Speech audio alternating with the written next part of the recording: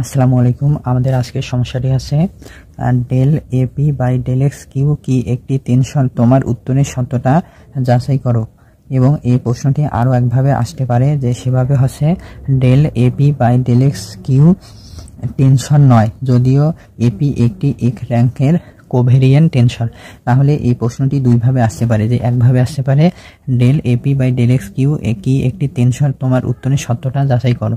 এখানে আমাদের বুঝতে হবে যে এখানে এই পিটা আছে আমাদের কিন্তু নিচে আছে, এর নিচে কিন্তু পি আছে। আবার এই প্রশ্নটি আরও একভাবে আসতে পারে যে এখানে পি আছে নিচে, তাহলে নিচে থাকার কারণে এটা হবে এক র্যাঙ্কের কোভেরিয়েন্ট টেনশন। তাহলে পি যদি নিচে থাকে তাহলে সেটা হবে এক র্যাঙ্কের কোভেরিয়েন্ট টেনশন, আর যদি পি উপরে থাকে তাহলে আমাদের সেটা হবে এক র্যাঙ্কের কন্ট্রাভেরিয়েন্ট টেনশন। যদি আমাদের পি উপরে থাকে তাহলে আমরা বলবো সেটা একমাত্রার কন্ট্রাভেরিয়েন্ট টেনশন, অর্থাৎ হচ্ছে একমাত্রার প্রতিসল টেনশন। আর আমাদের এখানে এই অঙ্কের ক্ষেত্রে পি কিন্তু নিচে আছে, এই নিচে থাকার কারণে আমাদের এখন এটা হবে কি এক র্যাঙ্কের কোভেরিয়েন্ট টেনশন। আর আমাদের প্রমাণ করতে হবে যে এটি কি টেনশন। এটি যদি আমাদের টেনশনের রূপান্তর সূত্র মেনে চলে তাহলে আমরা বলতে পারবো এটি একটি টেনশন। আর যদি টেনশনের রূপান্তর সূত্র মেনে না চলে তাহলে আমরা বলবো এটি একটি টেনশন নয়। আমরা এখন সমাধান দেখব যে যেহেতু এপি একটি একমাত্রা সহচল টেনশন, সুতরাং সংজ্ঞানুসারে আমরা পাই। তাহলে এখানে বলা আছে যে এপি একটি একমাত্রা সহচল টেনশন। এখানে একমাত্রা বলার উদ্দেশ্য হলো যে এখানে আমাদের পি শুধু একাই আছে, পি যেহেতু একমাত্র একটা চলক আছে তাই এটি হচ্ছে আমাদের একমাত্রা সহচল টেনশন। আর পি হচ্ছে আমাদের এখানে নিচে আছে, এই নিচে থাকার কারণে হচ্ছে সহচল টেনশন। আর যদি আমাদের পি উপরে থাকে তাহলে সেটা হবে একমাত্রা প্রতিসল টেনশন।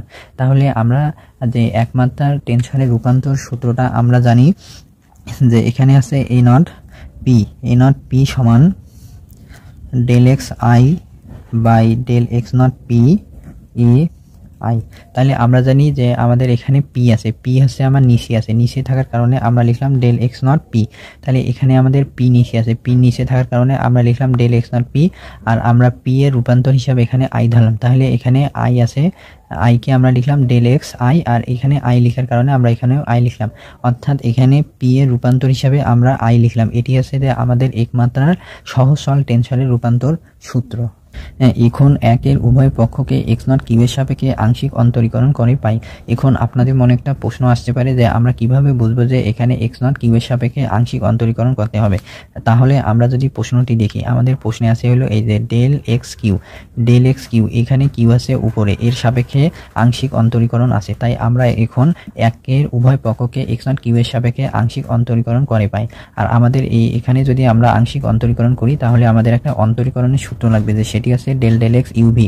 এটা সূত্র আছে আমাদের ইউ ঠিক ভি এর অন্তরীকরণ প্লাস ভি ঠিক ইউ এর অন্তরীকরণ। তাহলে আমরা এই সূত্রটা এখন এইখানে প্রয়োগ করব। তাহলে আমরা এইটাকে ইউ ধরবো, এটাকে ভি ধরবো। তাহলে ইউ ঠিক, আমরা এইটাকে ঠিক রেখে এটাকে প্রথমে আমরা এটাকে ঠিক রাখলাম, এই যে এখানে ঠিক রাখলাম, এরপরে এইটাকে অন্তরীকরণ করব।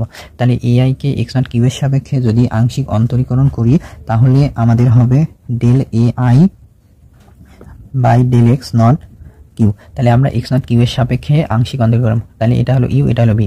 ইউকে ঠিক রেখে আমরা ভিকে করলাম, এখন আমরা ভিকে ঠিক রেখে ইউকে করব। তাহলে আমরা যদি এআইকে ঠিক রাখি আর এটাকে যদি আংশিক অন্তরীকরণ করি তাহলে এখানে আছে ডেল এক্স আই, একে যদি এক্স নট কিউ এর সাপেক্ষে আংশিক অন্তরীকরণ করি তাহলে এটি আমাদের হয়ে যাবে del square x I del x not P del x not q A I. তাহলে আমরা পেলাম এখানে এই অংশটুকু আছে, আমরা এই অংশটুকু লিখলাম। আর আমরা জানি যে এখানে পি এর জন্য আই, তাহলে আমরা এখানে পি এর জন্য আইকে লিখলাম। আর এখানে আছে কিউ, তাহলে কিউ এর জন্য আমরা এখানে লিখলাম জে। তাহলে এখানে কিউ আছে, তাহলে আমরা এখানে লিখলাম জে। তাহলে কিউ এর জন্য জে। এখন আমরা এই অংশটুকু অতিরিক্ত লিখছি, এই অংশটুকুই আমরা নিচে লিখে দিলাম ডেল এক্স জে। তাহলে আমাদের এই অংশটুকু আর এই অংশটুকু কেটে যাবে, তাহলে আমাদের থাকবে del A I by del x not q. এই যে del A I by del x not q. তাহলে আমরা এখানে প্রমাণের সুবিধাতে পির জন্য আই এখানে লিখছি, এই যে পির জন্য আই, এখানে আছে হলো কিউ এর জন্য জে। তাহলে কিউ এর উপরে আমরা জে লিখছি, আর এই অংশটুকু আমরা অতিরিক্ত লিখছি, এই অংশ আর এই অংশ কেটে গেল, তাহলে আমাদের এই অংশ থেকে আমরা এই অংশটুকু পাবো। এরপর এখানে আমাদের প্লাস এই অংশটুকু যা আছে আমরা প্লাস দেওয়ার পর এই অংশটুকু লিখলাম। এখন আমরা এখানে যে এই পুরো লাইনটা পাইলাম, এই লাইনটা আছে আমাদের টেনসরের রূপান্তর সূত্র। এখন আমরা যদি টেনসরের রূপান্তর সূত্রটা দেখি, তাহলে আমাদের টেনসর রূপান্তরের সূত্রে কোনো স্কয়ার যুক্ত পদ ছিল না। তাহলে আমরা কি দেখবো যে টেনসর রূপান্তর সূত্রে আমাদের কোনো যে দ্বিঘাত যুক্ত পদ বা তিন ঘাত যুক্ত পদ এরকম কিছু ছিল না, ঘাত যুক্ত। এখানে আমাদের আছে ডেল স্কয়ার এক্স এর পাওয়ার আই, এখানে দ্বিঘাত থাকার কারণে যে এটি টেনসরের রূপান্তর সূত্র মেনে চলে না। তাহলে আমি আবার বলতেছি, আমরা যখন দুই মাত্রার সহজচল টেনসরের রূপান্তর সূত্র দেখছি, সেখান থেকে আমরা দেখতে পাই যে টেনসরের রূপান্তরে আমাদের দ্বিঘাতযুক্ত সমীকরণ কোনো নাই, অর্থাৎ ডেল স্কয়ার এক্স এর power i by del x not P del x not q এরকম স্কয়ার যুক্ত আমাদের বা দ্বিঘাতযুক্ত আমাদের কোনো পদ ছিল না। যেহেতু আমাদের এখানে এই অঙ্কর ক্ষেত্রে আমাদের এখানে দ্বিঘাতযুক্ত পদ আছে, তাই আমরা এখন বলবো যে এটিকে আমরা তার আগে 2 নাম্বার দেই, 2 নাম্বার সমীকরণ দেই। এখন আমরা বলবো যে সমীকরণ 2 এর ডান পক্ষে দ্বিতীয় পদের উপস্থিতি নির্দেশ করে যে del AP by del x q টেনসরের রূপান্তর সূত্র মেনে চলে না, সুতরাং del AP by del x q tensor নয়। তাহলে আমরা কি বললাম যে আমাদের এইখানে যে দুই মাত্রার রূপান্তর সূত্রটা পাইলাম, এই রূপান্তর সূত্রে আমার স্কয়ার যুক্ত পদ থাকার কারণে এটি টেনসরের রূপান্তর সূত্র মেনে রূপান্তর সূত্র বা নিয়ম মেনে চলে না। সুতরাং আমরা বলতে পারি del AP by del x not q tensor নয়। আমরা এখন এই লাইনটি লিখে দিব।